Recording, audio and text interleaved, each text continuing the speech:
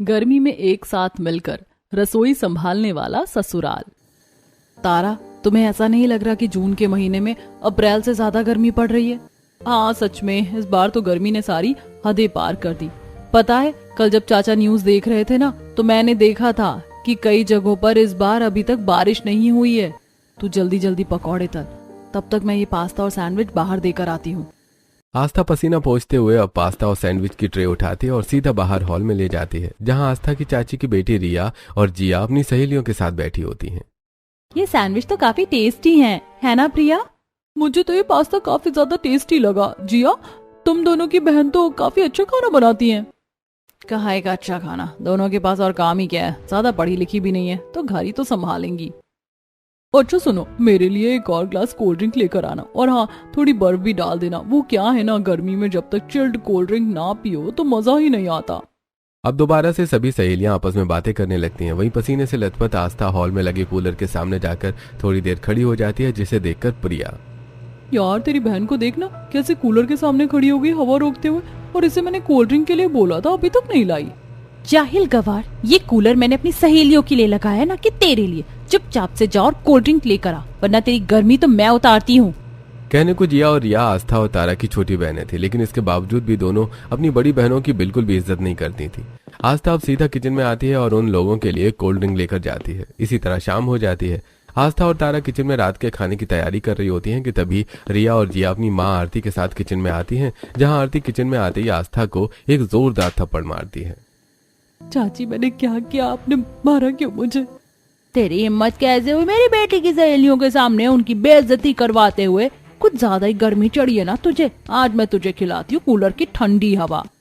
Gas पर शाम की चाय चढ़ी होती है, जिसे देखकर आरती अब सीधा चाय का पतीला उठाती है और गर्मा गर्म चाय आस्था के हाथ पर डाल देती है, जिससे आस्था बहुत तेज चिल्लाती है। चाची, ये क्या किया आपने? अभी बर्फ लेकर आती हूँ। चाची, बहुत जलन हो रही है। खबरदार अगर और चिल्लाई तो।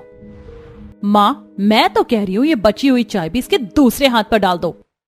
आस्था दर्द और जलन के मारे चिल्ला रही होती है, तो वहीं आस्था की चिल्लाने की आवाज सुनकर ममता, जो अपने पुराने कमरे में बैठकर पुरानी सिलाई मशीन पर कपड़े सिल रही होती है, वो भागकर रसोई में आती है और अपनी बेटी को जला हुआ हाथ देखकर, आरती, तुम्हारे अंदर जरा भी दया बची है या नहीं? तुम भी दो बेटियों की माँ हो, कैसे इस तरह किसी और की बेटियों पर अत्याचार कर सकती हो? खबरदार, जो मुझसे इस लहजे में बात करी तो भूल मत, तेरे पति के मरने के बाद तुझे और तेरी इन दो बेटियों को हमने इस घर में सहारा दिया है, वरना तेरी औकात ही क्या थी? भटकती अपने बच्चों को लेकर सड़कों पर।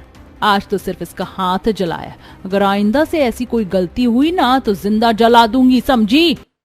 इतना कहकर आरती अपनी दोनों बेटियों को लेकर वहां से चली जाती है। तो वहीं ममता और तारा जल्दी से आस्था को कमरे में लेकर आती हैं और उसके जले हुए हाथ पर बर्फ लगाने लगती हैं। बेटा, बहुत जलन हो रही होगी ना, मुझे माफ कर दे बेटा, तेरी माँ एक गंवार औरत है। अगर मैं जरा भी पढ़ी लिखी होती तो तेरे पिता के मरने के बाद कोई छोटी मोटी नौकरी करके तुम दोनों बहनों को पाल लेती। अपने साथ साथ अपनी बेटियों की जिंदगी भी नरक बना दी है मैंने। इसमें आपका कोई कसूर नहीं है, शायद हमारी किस्मत में यही लिखा हो। लेकिन कहते हैं ना कि किस्मत बदलने में वक्त नहीं लगता, क्या पता कब हमारे साथ भगवान का कोई चमत्कार हो जाए। आस्था और तारा जब छोटी थी तभी ममता के पति की एक सड़क दुर्घटना में मौत हो जाती है। ममता के गवार होने का फायदा उठाकर आरती और जितेंद्र मिलकर उनके हिस्से की सारी प्रॉपर्टी अपने नाम कर लेते हैं और बस घर के काम करवाने के लिए उन्हें रखते हैं। कुछ दिन गुजर जाते हैं। तारा और आस्था छत पर कड़ी धूप में कपड़े सुखा रही होती है। और कितने कपड़े बचे हैं? ऐसा लगता है कि 4 लोगों के नहीं बल्कि 400 लोगों के कपड़े हों। ये दोनों बहनें रिया और जिया तो जानबूझकर हर 2 घंटे में कपड़े बदलती हैं।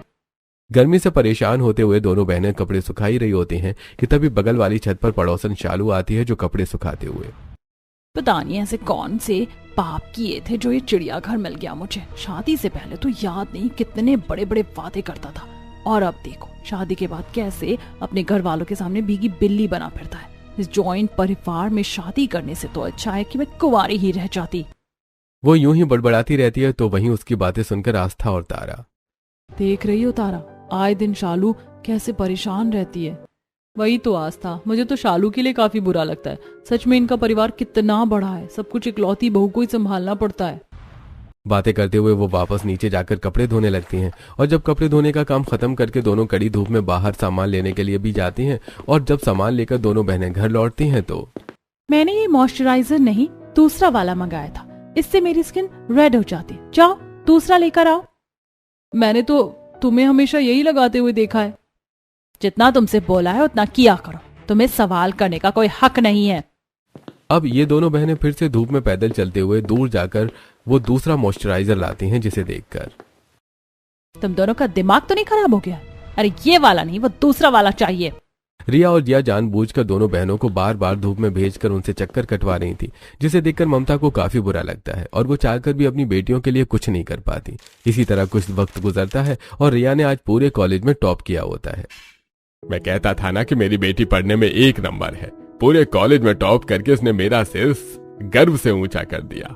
मैं तो सोच रही हूँ कि माता रानी का एक पाठ रख लेते हैं और सारे मोहल्ले वालों को खाना खिलाएंगे। खाना बनाने के लिए तो ये दोनों बहनें हैं ही, बस आप सारा सामान ले आइएगा। आरती, घर के 4 लोगों का खाना बनाना और मोहल्ले के 400 लोगों का खाना बनाना, दोनों में फर्क है।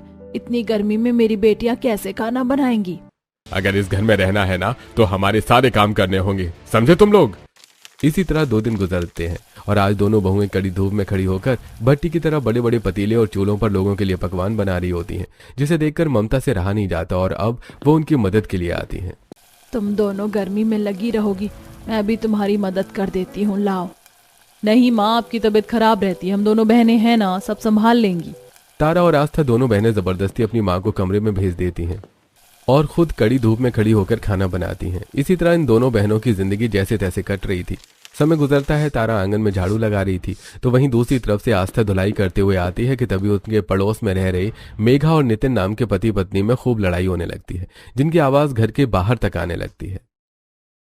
मैं तो तुम्हारी रोज रोज के ड्रामे से परेशान हो गया हूँ। जरा सा घर का काम क्या कर लेती हो, आफत मच जाती है। अगर काम नहीं होता तो बता दो, नौकरानी रख लूंगा मैं।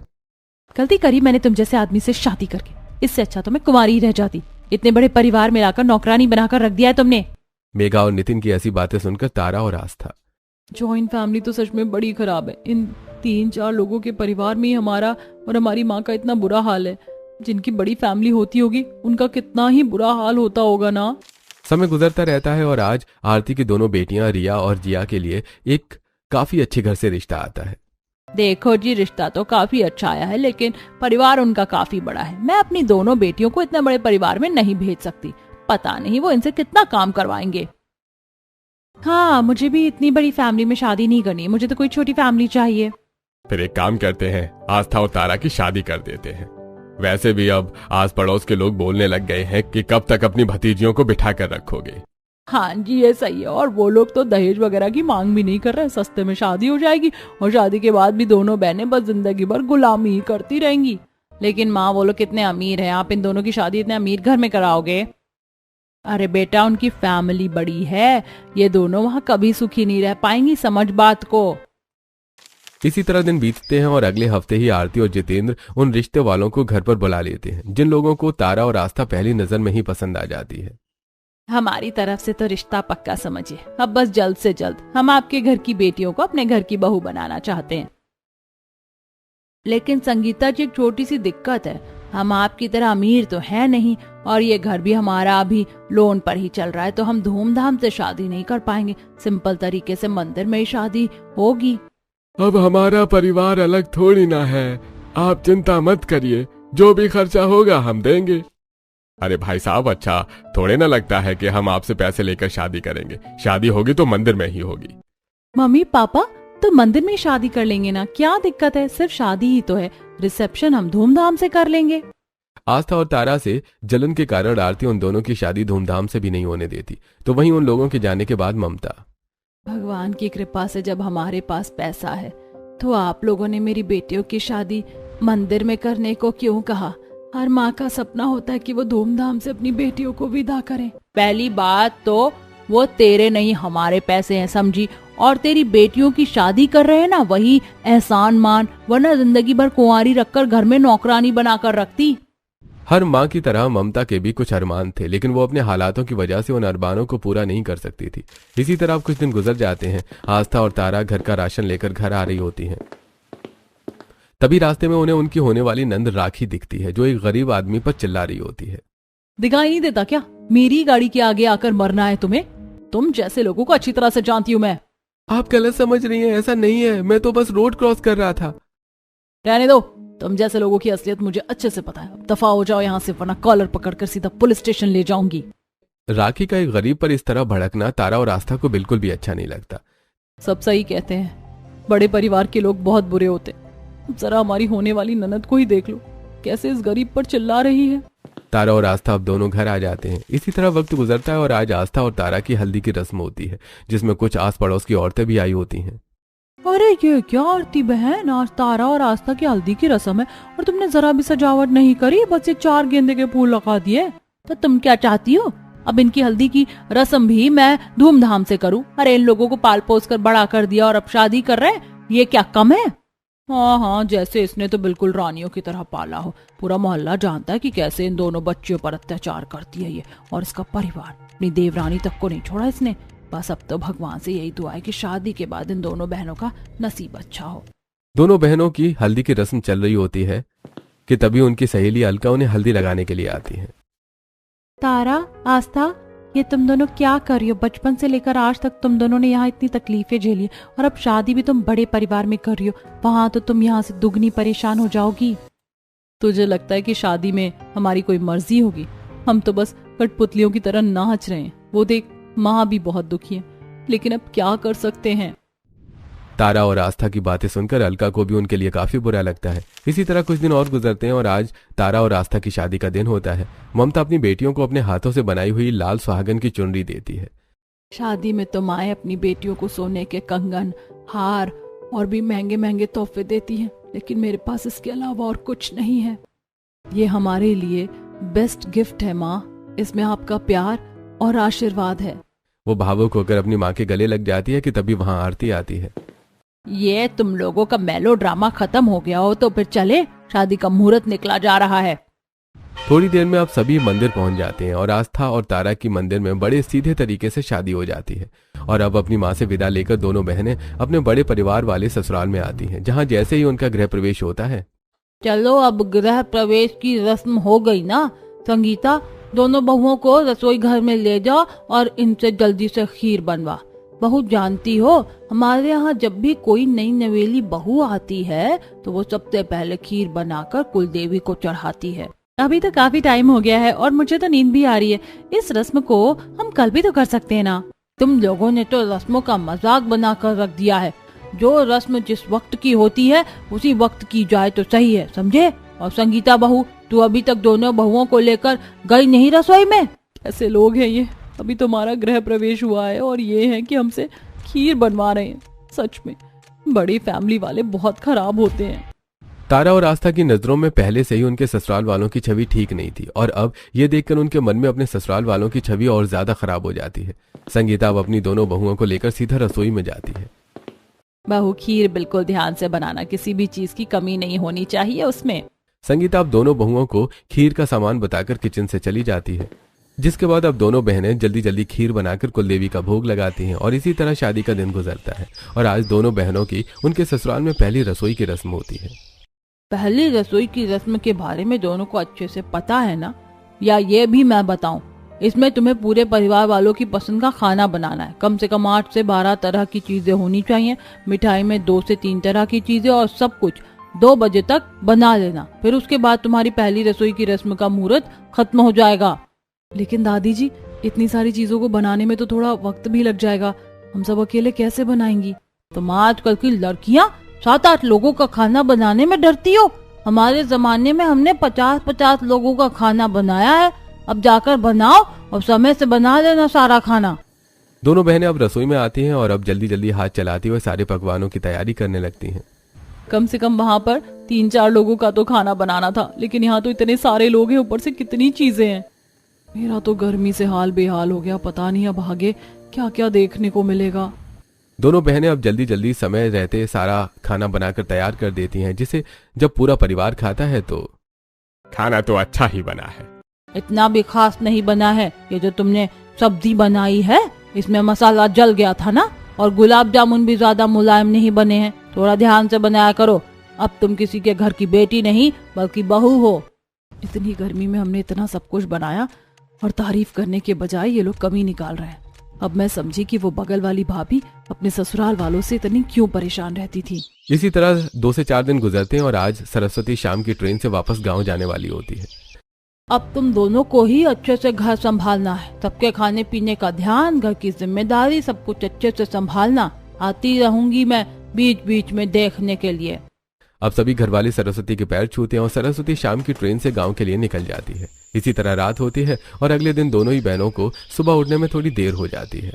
आज तो सच में काफी लेट हो गया, पता नहीं आँख कैसे नहीं खुली। कल ही दादी जितना समझा कर गई और आज हमसे उठने में देरी हो गई। अब पता नहीं सासू माँ से कितनी गालियां सुनने को मिलेंगी। दोनों बहनें अब जैसे ही रसोई में जाती हैं तो देखती हैं कि उनकी सास खुद ही नाश्ते की तैयारी कर रही हैं। ये क्या कर रही हैं आप? सॉरी, वो हमें उठने में देरी हो गई। कल से हम जल्दी उठ जाएंगी, आप प्लीज ये सब मत करिए। अरे बहू, तुम दोनों इतनी जल्दी क्यों उठ गई? सब 7-8 बजे तक उठते हैं, मुझे तो आदत है इसीलिए मैं उठ जाती हूँ।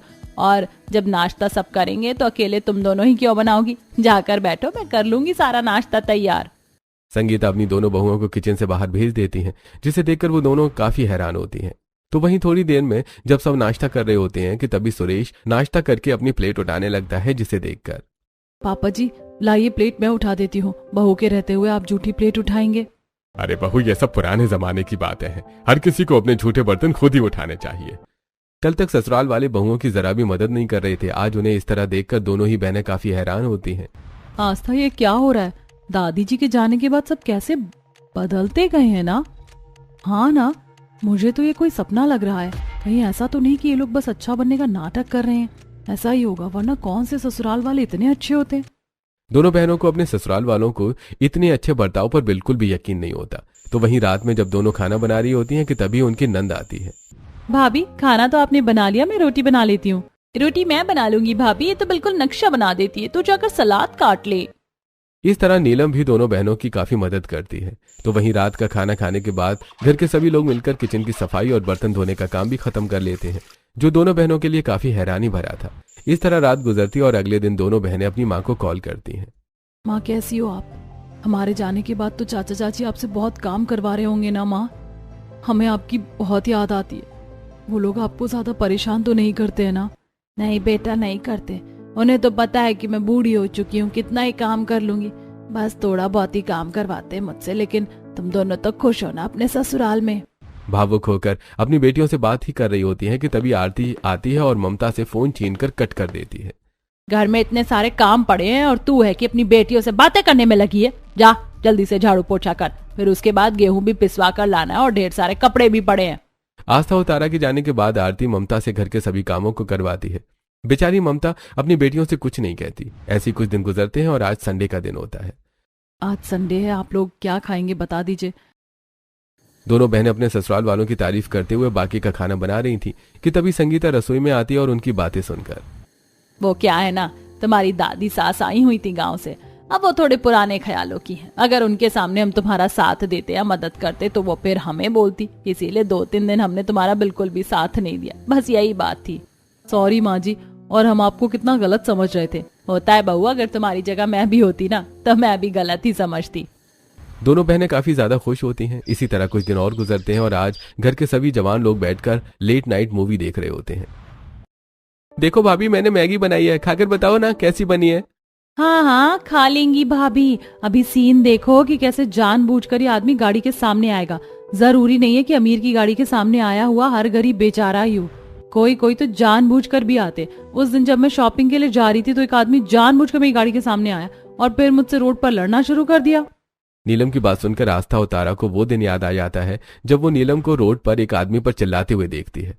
वहीं अब नीलम की बातें भी पूरी हो जाती हैं। इसी तरह दिन गुजरने लगते हैं। तारा सभी के लिए दूध गर्म कर रही होती है कि तभी गिलास में दूध डालते हुए हल्का सा गर्म दूध तारा के हाथ पर गिर जाता है, जिससे तारा के चिल्लाने की आवाज सुनकर संगीता फौरन किचन में आती है और तारा का जला हुआ हाथ देखकर, बहू जरा आराम से, जला लिया ना तुमने अपना हाथ। संगीता उसे बाहर ले जाती है और उसके जले हाथ पर दवाई लगाने लगती है। उसे अपना एक पुराना बीता हुआ कल याद आता है। अरे तो हरामखोर, अब यहीं पड़ी रहेगी या घर का कुछ काम भी करेगी? जरा सा सिर दर्द क्या हुआ, बिस्तर पकड़कर पड़ गई है। चाची जी, सच में सिर में काफी दर्द हो रहा है और बुखार सा भी लग रहा है। देख रही हूँ माँ, इसके बहाने। इसको गर्मी में बुखार आ रहा है, अभी उतारती हूँ इसका सारा बुखार। रिया तारा का हाथ पकड़कर उसे सीधा घर के बाहर ले जाती है और तपती धूप में आंगन में छोड़ देती है, जिससे तारा की तबीयत और खराब हो जाती है। उन दिनों को याद करते हुए तारा की आंखें बिल्कुल भरने को आ जाती हैं, लेकिन अब ससुराल वालों की वजह से तारा और आस्था खुश रहने लगी थी। ऐसे ही कुछ दिन बीतते हैं। मैंने कहा था ना, यहाँ तुम्हें काफी मजा आएगा। पता है तुम्हें, कुछ टाइम पहले ये मॉल खुला है और यहाँ पर काफी सारी एक्टिविटीज हैं करने के लिए। चलो हम 3rd फ्लोर पर चलते हैं, और वहां तो मैं कई बार गया हूँ। मुझे नहीं पता था कि ये सारी चीजें भी हैं करने को। सच में आज बहुत अच्छा लग रहा है। दोनों बहनें अपने अपने पतियों के साथ मॉल में घूम रही होती हैं कि तभी वहां उन्हें उनकी एक पड़ोसन पल्लवी दिखती है। अरे ये तो आस्था और तारा है ना, दोनों शादी के बाद कितनी खुश लग रही है। चलो शादी से पहले ना सही, लेकिन शादी के बाद उनकी जिंदगी में खुशियां आई। दोनों बहनों को इतना खुश देखकर पल्लवी काफी खुश होती है, जिसके बाद अब तारा और आस्था अपने अपने पतियों के साथ मॉल से बाहर निकलती हैं। तभी सामने वाली रोड पर उनकी नजर जाती है, जहां उनकी माँ मजदूरों की तरह पीठ पर राशन के बोरे लेकर जा रही होती है। ये देखकर इसका मतलब माँ ने हमसे झूठ कहा। चाचा हमारे हिस्से के सारे काम हमारी माँ से करवा रहे। देखो उस धूप में हमारी माँ की क्या हालत हो गई है। दोनों बहनों से रहा नहीं जाता, और अब वो जैसे ही अपनी माँ के पास जाने लगती हैं कि तभी ममता की नजर भी उन पर पड़ जाती है और वो इशारा करके उन्हें वहीं रोक देती हैं। अपनी माँ की ऐसी हालत में देखने के बाद अब दोनों बहनें काफी उदास रहने लगी थी। तुम दोनों खाना क्यों नहीं खा रही हो? आज तो तुम्हारी मनपसंद की सब्जी बनाई है मैंने। तबीयत तो ठीक है ना? हाँ माँ ठीक है, वो बस हमारा खाना खाने का मन नहीं कर रहा। दोनों बहनें खाने पर से उठकर अपने अपने कमरे में चली जाती हैं, जिसे देखकर उनके घर वाले भाभी को क्या हुआ? कुछ दिनों से वो काफी परेशान है। भैया आपका उनसे कोई झगड़ा तो नहीं हुआ था? हम तो खुद उनसे पूछ पूछ कर परेशान हो गए हैं। क्या बात है, कुछ बता ही नहीं रही है दोनों। पता नहीं क्या हो गया है। अरे पता करो क्या बात है। बहुओं से ही घर में इतनी रौनक थी, अब वो इस तरह उदास होकर बैठेंगी तो कैसे चलेगा। दोनों भाई खाना खाने के बाद अपने अपने कमरे में जाते हैं और अपनी बीवियों से फिर से उदासी का कारण पूछते हैं। अरे बात भी तो करो, क्या हुआ है? देखो इस तरह बात दिल में रखोगी तो कोई फायदा नहीं है। क्या पता हम तुम्हें कोई हल बता दें। कोई बात नहीं, हम ठीक है। अगर तुम्हें मुझसे प्यार है तो तुम्हें सब सच बताना ही पड़ेगा, वरना मैं समझूंगा कि तुम बस समझौते के साथ ही इस रिश्ते में हो। उत्कर्ष की सारी बातें सुनकर आस्था उसे अपने तारा और अपनी माँ के ऊपर बीती सारी कहानी बताती है, जिसे सुनकर उत्कर्ष, तुम लोगों ने इतना सब कुछ कैसे सह लिया और अभी तक हमें या घर वालों को क्यों नहीं बताया? हमने कहा था ना कि हमारा परिवार सबसे अलग है। हम कल ही तुम्हारी चाची चाचा के घर चलेंगे। उत्कर्ष सारी बात अपने घर वालों को बताता है, जिससे उन्हें भी काफी गुस्सा आता है। और अगले दिन उत्कर्ष और अमन सीधा अपनी पत्नियों के मायके पहुंचते हैं और देखते हैं कि कैसे वहां ममता नौकरानी की तरह काम कर रही है और सारे घर वाले आराम फरमा रहे हैं। यही देखना बाकी रह गया था। शर्म नहीं आया आप लोगों को? एक बूढ़ी औरत से इस तरह काम करवा रहे हैं।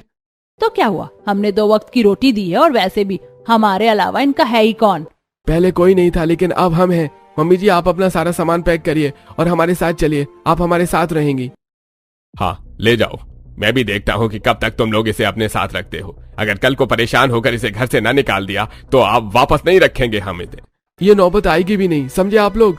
उत्कर्ष और अमन दोनों ममता को लेकर घर आ जाते हैं। आप लोगों ने ऐसा क्यों किया? मैं वहां पर रह तो रही थी, मैं इस तरह अपनी बेटियों के ससुराल में नहीं रह सकती। ये मुझे गंवारा नहीं। अरे समधन जी, ये पुराने जमाने की बातें हैं। हमारा तो एक ही परिवार है, तो फिर क्या दिक्कत है आपको? माँ आप भी हमारे साथ रहो ना। ये लोग बहुत अच्छे हैं और आप चाहो तो अपना सिलाई का काम यहाँ पर भी कर सकती हो। इससे आपका दिल भी लगा रहेगा। आंटी आप सिलाई करती हैं? भाभी आपको तो पता है कि मैंने अभी अभी फैशन डिजाइनर का कोर्स किया है और मुझे कोई एक ऐसी टेलर चाहिए थी जो मेरे डिजाइन को अच्छे से सी सके। आंटी जी क्या आप मेरे साथ काम करेंगी? बेटा आज से पहले तो मैंने कभी ऐसा काम नहीं किया, लेकिन मैं कोशिश तो कर ही सकती हूँ।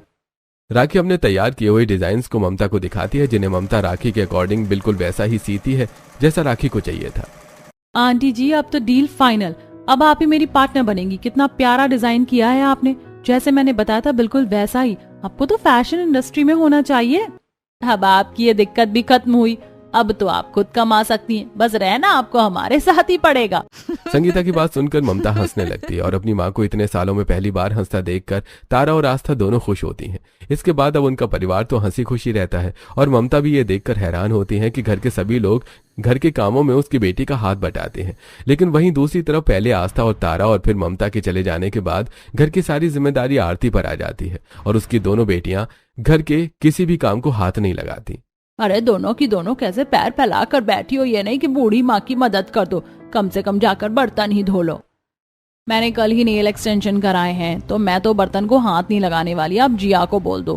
हेलो, मैंने भी कल मैनिक्योर करवाया है, मैं भी घर का कोई काम नहीं करूंगी। और वैसे भी ममता ताई जी और उनकी दोनों बेटियों से आप काम करवाते करवाते उन पर इतनी निर्भर हो चुकी थी कि अब आपसे तो झाड़ू भी नहीं लगती। थोड़ा बहुत शरीर हिलाइए जलाइए। जिया की ऐसी बातें सुनकर आरती को काफी बुरा लगता है। इसी तरह समय गुजरता है और जिया और रिया बिना बताए अपने अपने बॉयफ्रेंड से शादी कर लेती हैं, जो उनके माँ बाप के लिए काफी बड़ा शॉकिंग होता है। अरे तुम लोगों को शर्म नहीं आई अपने माँ बाप की नाक कटवाते हुए? तुम लोगों के लिए हमने कितना कुछ किया, पढ़ाया लिखाया, पैरों पर खड़ा किया, और तुम लोगों ने हमारी इज्जत तो छाल दी पूरे समाज में। पहले तो धीमी आवाज में बोलिए, हम तारा और आस्था नहीं है जो आप लोगों को ऐसा बर्ताव बर्दाश्त कर लेंगी। और हम तो बस आपको ये बताने आए थे कि हमने शादी कर ली है, अब हम अपने अपने हस्बैंड के साथ जा रहे हैं। अगर तुम लोग चले जाओगे तो फिर हमारा क्या होगा? हम बूढ़े बुढ़िया को कौन देखेगा? बच्चों इस तरह में छोड़कर मत जाओ, हमारे साथ ही रह लो। आप लोग सच में कितने ज्यादा मतलबी हैं। ताई जी और तारा आस्था यहाँ से चली गई। आप लोगों को तो शुरू से ही हमेशा से ही अपना ही फायदा दिखता रहा, और अब अपने मतलब के लिए हम दोनों बहनों को भी यहाँ रखना चाहते हैं। नेवर, हम यहाँ कभी नहीं रहेंगे। दोनों बहनें अपने माँ बाप का घर छोड़कर अपने अपने पतियों के साथ वहां से चली जाती हैं और धीरे धीरे ये बात पूरे मोहल्ले में फैल जाती है, जिससे जितेंद्र और आरती की काफी ज्यादा बेइज्जती होती है। तो वहीं उनकी कुछ पड़ोसने देख लिया, दूसरों के साथ बुरा व्यवहार करने का नतीजा। तुमने ममता और उसकी दोनों बेटियों को जिंदगी भर कितना परेशान किया, लेकिन अब देखो वो तीनों कितनी खुश हैं। और अब तुम अपना हाल देखो, तुम्हारी बेटियां तुम्हें छोड़कर चली गईं। इसीलिए कहते हैं जैसा कर्म करोगे वैसा ही फल भुगतोगे। लोगों के ऐसे ताने सुनकर जितेंद्र और आरती को अपनी गलती का एहसास तो होता है, लेकिन यह एहसास इतनी देर से हुआ था कि अब वो चाहकर भी कुछ नहीं कर सकते थे। और अब दो बेटियां होने के बावजूद भी वो लोग बिल्कुल अकेले रह जाते हैं। तो वहीं उधर दोनों बहनें अपनी माँ के साथ हंसी खुशी अपने ससुराल में रहती हैं।